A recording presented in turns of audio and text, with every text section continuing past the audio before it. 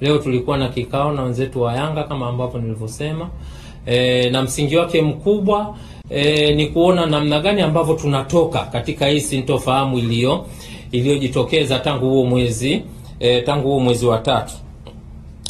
Tumekuwa na kikao kizuri, ni declare interest kwamba tumekuwa na kikao kizuri. Ni aina ya vikao, ni aina ya transparency ambayo kama vyombo, kama bodi, kama vilabu ndio ndio platform pekee kwamba kunatokea tatizo, mnaandikiana barua, mnakutana, mnajadili mambo yenu kwa pamoja, and then mnatengeneza mwelekeo ili muweze kutoka hapo mlipofika. Kwa hiyo kwenye kikao chetu wenzetu wamekuja na mambo manne. Wenzetu wamekuja na mambo manne ambayo sisi kama bodi, kama secretariat tuna wajibu ya kupokea na kuyachakata. Sio kupokea tu, tunapokea na kuyachakata, na yale ambayo mnaona kwamba yako ndani ya scope ya bodi ya ligi kuu kwa maana kuyafanyia maamuzi, basi tunayafanyia maamuzi. Kwa yale ambayo tutaona kwamba yako nje ya uwezo wetu, basi tutapeleka kwenye mamlaka husika ili yaweze kufanyiwa kazi na yafanyiwe maamuzi pia. Kwa hiyo kwenye mambo manne, jambo la kwanza ambalo tumepokea kutoka kwa wenzetu baada ya majadiliano marefu, azimio la kwanza ni kuvunjwa kwa kamati ya usimamizi na uendeshaji ya bodi ya ligi kuu. Sisi sote ni mashuhuda, kila baada ya mizunguko kuna kamati ambayo ipo kwa mujibu wa kanuni tulizojiwekea.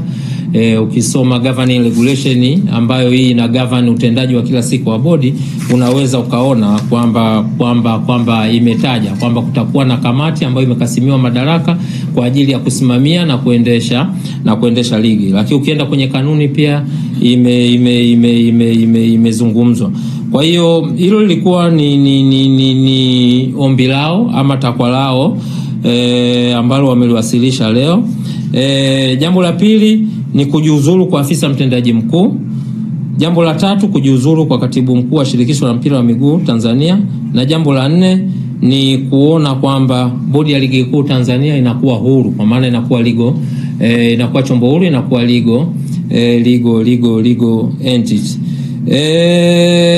Itoshe kusema kwamba secretariat pamoja na uongozi wa bodi ya ligi kuu Tanzania, kwa sababu kwenye kikao alikuwepo mwenyekiti wa bodi, alikuwepo makamu mwenyekiti wa bodi, alikuwepo mjumbe wa management committee ambayo imekasimiwa madaraka na mkutano mkuu kuweza kusimamia utendaji wa kila siku wa bodi ya ligi kuu. Tumepokea. Itoshe kusema kwamba tumepokea, na ukitazama kwa mujibu wa governing regulation tuliyokuwa nayo, haya mambo yote manne unaweza ukaona kwamba yapo out of scope, yani yapo nje ya uwezo wa bodi ya ligi kuu kuweza kuyapokea, kuyajadili na kuyatolea uamuzi. Kwa mujibu wa muundo tuliokuwa nao wa usimamizi na uendeshaji wa ligi, haya mambo yote manne ukiondoa ili jambo moja la kwanza ambalo liko ndani ya uwezo wa mwenyekiti wa bodi, haya mambo matatu yaliyobaki, tafsiri yake mamlaka ambazo zinaweza zikayapokea, kuyachakata na kuyafanyia maamuzi ni kamati ya utendaji ya shirikisho la mpira wa miguu na mkutano mkuu wa shirikisho la mpira wa miguu Tanzania. Kwa hiyo tumewaambia wenzetu kwamba tumeyapokea kwa nia njema, kwa nia ya kujenga. Tutayawasilisha kwenye mamlaka husika ili yaweze kuyafanyia kazi, na baada ya hapo basi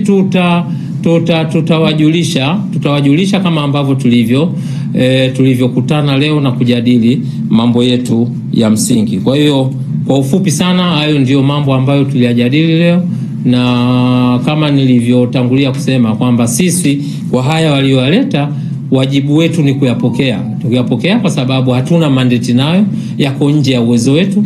Kwa hiyo kamati, bodi kwa maana ya secretariat, sasa tuna wajibu wa kuziandikia mamlaka zinazohusika kwa ajili ya kuyawasilisha, kuyajadili na kuyafanyia maamuzi. Naomba kuwasilisha.